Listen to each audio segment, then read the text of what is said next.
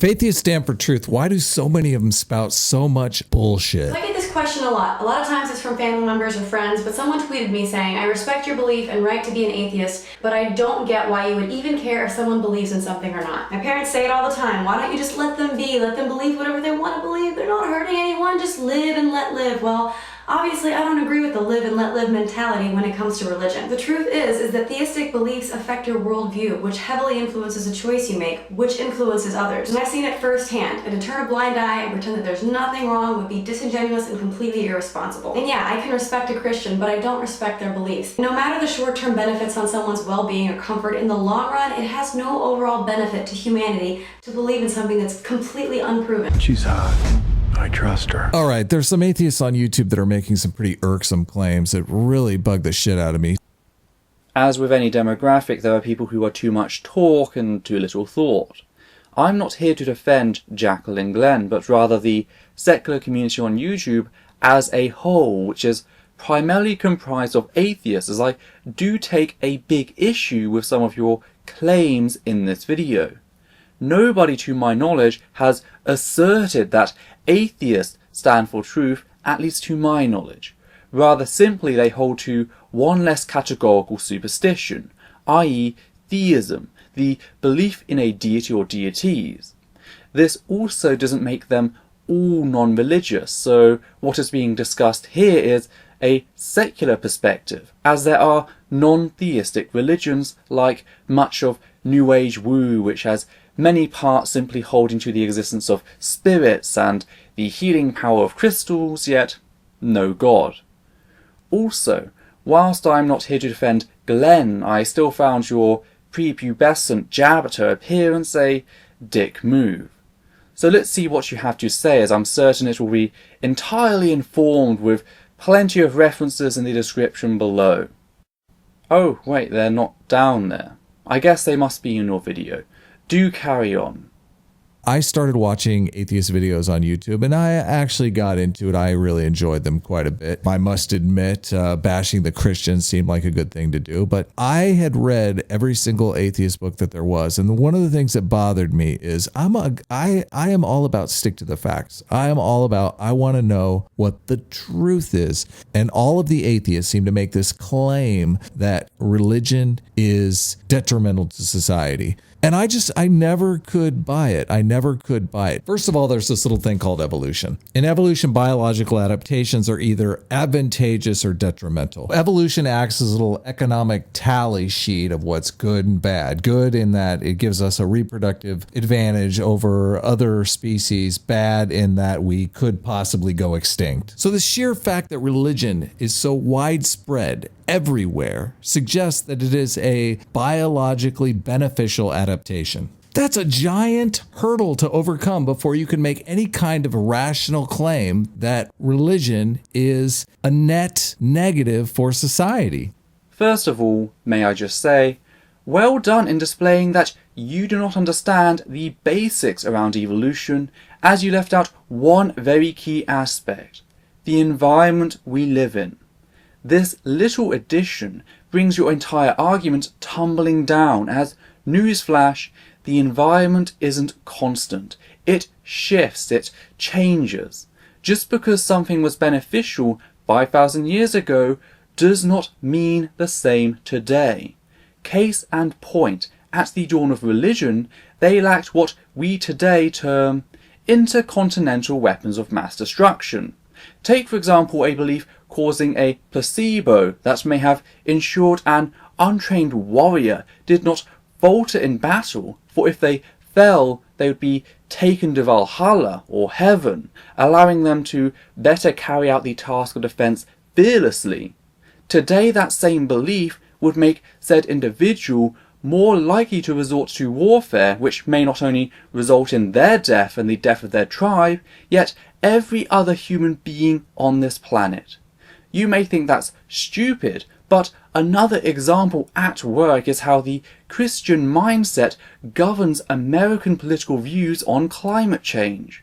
Pretty much when you claim disasters are simply God's judgment and that heaven awaits us all, making this life bearable for future generations becomes an afterthought. In short, Christianity, particularly of the evangelical varieties, breeds environmental apathy which will wipe out our species if it continues unchallenged. Also, religion has changed a great deal since it started. When it began, it was totemistic, acting as an abstract representation of our society. Over time, we as human beings have altered it until it has taken on numerous forms, including classical pantheons, monotheistic socio-political ideologies, and New Age woo. Now, all these beliefs share one key issue: a denial of reality. That in itself is reason enough to do away with religion. But there are further reasons to be concerned. One such reason are virtue ethics. Almost all religions come with a set of virtues, objective moral laws that cannot be debated with, e.g., homosexuality is wrong, not because it harms anyone, because it doesn't, but simply because God says so. That's why secular institutions like marriage, medical rights, and even education is held hostage by religion. That is why New Texas textbooks assert Moses as a founding father of the United States of America, that slaves were merely workers brought here for employment opportunities. This ensures that A, these students don't actually learn real history, and B, they don't learn from the mistakes of the past, like the atrocity of Western slavery, which was thankfully abolished. But it's not just an issue for the West. Money donated here goes abroad to attack contraceptive aid needed in many third world nations to halt the spread of HIV and to cap the growth rates, causing immeasurable harm by proxy, or even worse, spreading beliefs in witches and demons to terrorize locals into devotion. It doesn't seem so bad at all until you learn that this has led to children having nails driven into their skulls, limbs amputated, and boiling liquids poured over them. Or what about the atrocities committed in Uganda thanks to Christianity? These are but a few things on the tip of my mind. So, since we're discussing things in terms of evolution, I suggest looking up the word vestigial and the word extinction, as evolution isn't always going to allow a species to survive. So saying, well, we've had this trait for so long, therefore it must be enabling us to survive, is ignorant of the way evolution works, and you really need to go back and check your science book. I mean, sure, it's easy for a bunch of atheists who don't participate in religion one bit to say religion is not beneficial at all. Religion has 0 pros and it's 100% cons. Who on earth said that? Even the person you selected as your example did not say that, and stated specifically, no matter the short-term benefits on someone's well-being and comfort, in the long run it has no overall benefit to humanity to believe in something that is completely unproven. Ergo, you have just drawn a straw man from nowhere, fabricating a false position for you to attack over an actual position. Another similar straw man not offered by you here, yet, is a common theme among religious apologists in asserting that, as an atheist, I believe all wrongs would be resolved if there were no religion. Not true, just one of the main sources. Also, many of those most vocal against religion are those from religious backgrounds, so to try and deny their experience as atheists who don't participate is rather low. But there are people that participate in religion and enjoy the shit out of it, I would imagine. So you're basically telling those people, hey, stop doing that. Knock it off, because I believe that the world would be a better place without it. Napoleon, like anyone can even know that. If you believe in truth at all, then you should make sure that the things you say actually are true, that they are defensibly accurate and academically correct, and if they're not correct, you should correct them. Now, there is a long religious tradition of making claims that you feel are correct due to your internal moral compass. Those claims I can respect. But to say that your claims are based on scientific evidence and still continue to make claims that are obviously based on your own perception of reality, I think is hypocritical. Well, we're discussing the philosophy of ethics, so whilst science plays a part in supplying more than an adequate amount of evidence, this is not solely a discussion of science. Also, when you're talking about belief and you're attacking in that sense, it's just like when I argue for the scientific basis for evolution. I believe in that as well. If I didn't, I wouldn't argue for it. Belief is not what's important. What's important is whether or not we can support said belief. Fact is, as flawed as Glenn is as a commentator, she goes on to discuss her reasons as you are about to show. So, rather than just insult the secular community as a whole, why not just say, so, if she doesn't supply evidence for this claim, she's a hypocrite. As much as I dislike Glenn's work as sloppy, you're just a dick. It's the most susceptible members of our society, our children, with this dogma of fear and guilt, and I think it divides our society like no other force can. I love this claim because it seems to make the supposition that religion is the only thing that divides us. And if we got rid of religion, there wouldn't just be something else to come along to divide us. There it is. Spot the difference in these statements.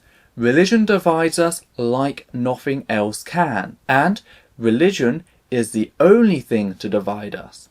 The first is the actual statement made by Glenn and held by myself and many other members of the secular community.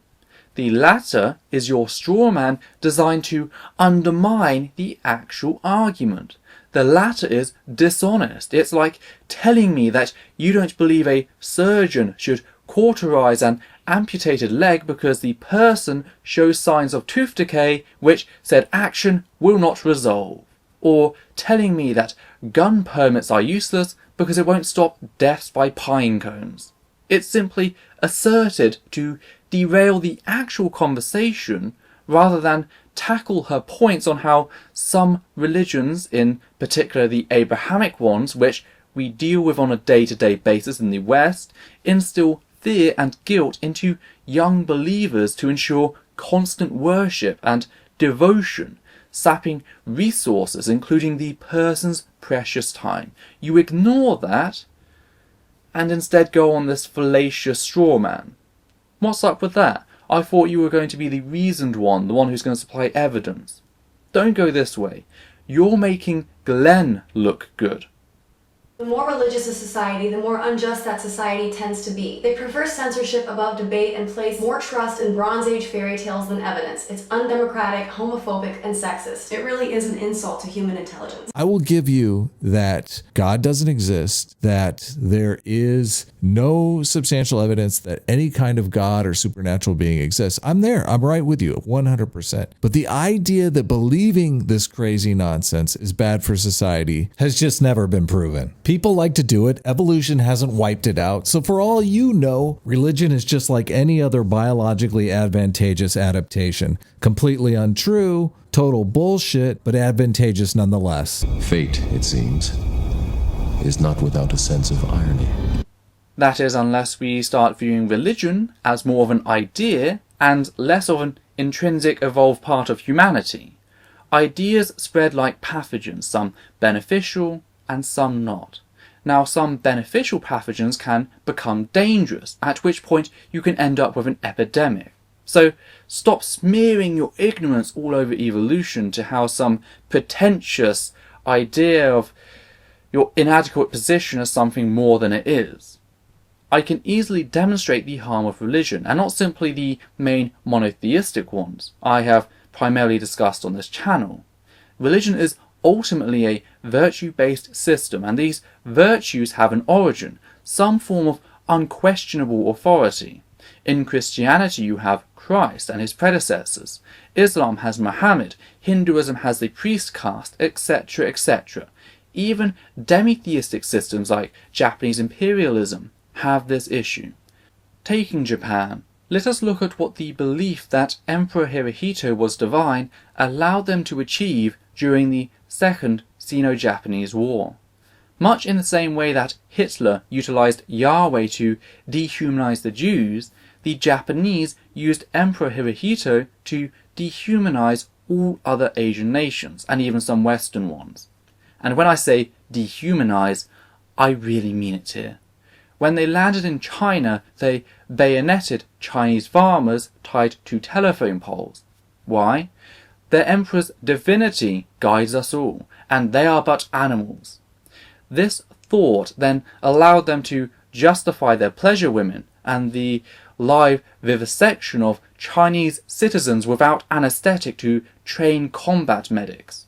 This even led to Japanese soldiers developing a taste for human flesh in numerous cases, not isolated, both Chinese and American flesh in situations where other food sources were available.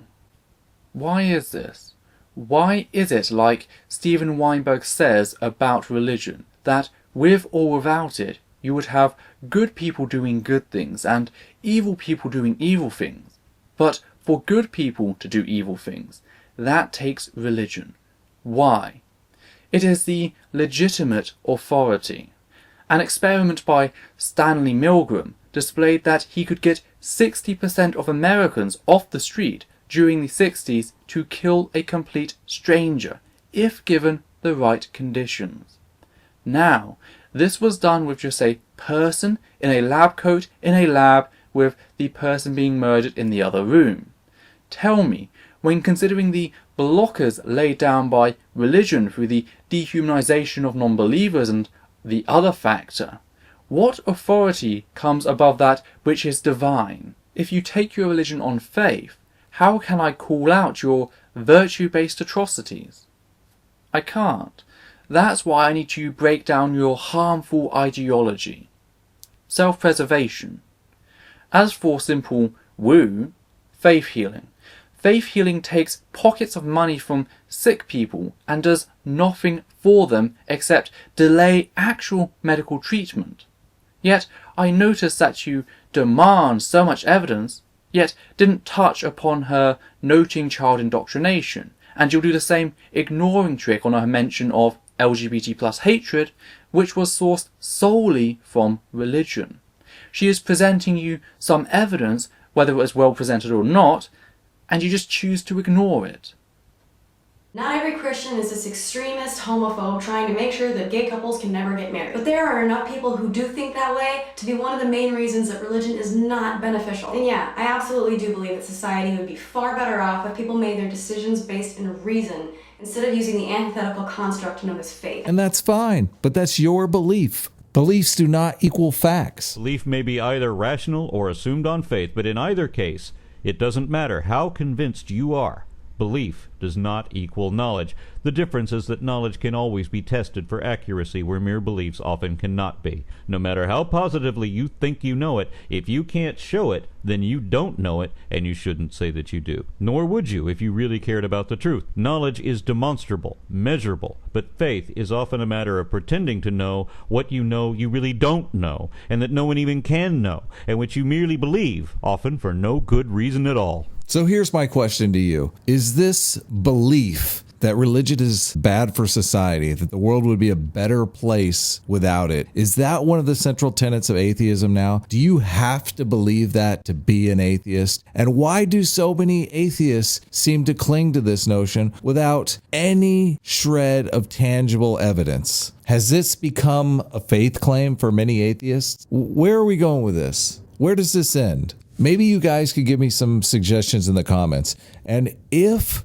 this is a rational claim, which I believe many of you are going to say, give me some kind of experiment, some kind of scientific experiment that we can do to actually prove this claim. Something that we can present as tangible evidence to the world that religion is bad for society, that religion is society's cancer. Respect is important. But the sad thing is, there's so little respect left in the world that if you look up the word behind me in the dictionary, you'll find it's been taken out. And yet you have been completely dishonest at every corner. I really did not expect to come here and end up defending Glenn this much. I was all too happy to throw her under the bus for anything stupid she says, as I hold no loyalty to her or anyone else in the secular community. Except to do so here, I would have to, like yourself, ignore that she pretty much covered all your points. Yes, maybe in a more general sense than I'm doing by linking and citing all these references, giving you numerous examples, case studies and theories behind said case studies, but you could have discussed her general points instead of just ignoring them. Evidence isn't just about experiments. Religion is on trial here. This is more a legal proceeding than a scientific one, as again, science is amoral. So from the facts that I've presented throughout this video, the case samples, the geographical comparison between secular and non-secular nations, experiments and a supported understanding of human psychology, we can see that religion is, if nothing else, a little problematic. Now, you may reply with a few of the nice short-term things it does, but the fact is, I can point you to a secular philosophy capable of doing all the same things, simply without the negative side effects. It is not a case of give up the bad and lose the good. Community, belonging, ritual and joy are not simply the realm of the religious. Philosophies like secular humanism, which are philosophically sound and scientifically accurate, offer all of this whilst lacking any authoritarian structure. I may have an issue with tanning due to the damage it causes people's skin. You may argue that it does some good as well. Yet, if I could show them how to achieve the exact same effect without risking cancer, you would not be able to say a word against it. It's the same here, so consider your challenge met.